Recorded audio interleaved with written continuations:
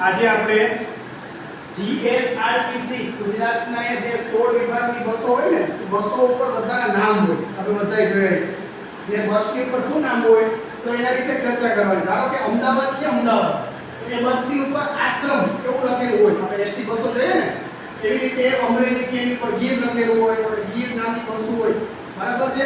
ત્યારબાદ ભરૂચ ઉપર નર્મદા છે, ભાવનગર ઉપર શેત્રુંજય છે, ભુજ ઉપર કચ્છ છે, એ જ રીતે ગોધરા તો એની અંદર પાવાગઢ આવે, હિંમતનગર હોય તો સાબર આવે, જામનગરની અંદર દ્વારકા આવે, જૂનાગઢની અંદર સોમનાથ બસની ઉપર આપણે લખેલા આવે ને સોમનાથ, મહેસાણાની ઉપર મોઢેરા, નડિયાદની અંદર અમૂલ, પાલનપુરની ઉપર બનાસ, ત્યારબાદ રાજકોટ એટલે એની ઉપર આવે સૌરાષ્ટ્ર, સુરતની અંદર સૂર્યનગરી, વડોદરાની અંદર વિશ્વામિત્રી અને વલસાડની અંદર દમણગંગા.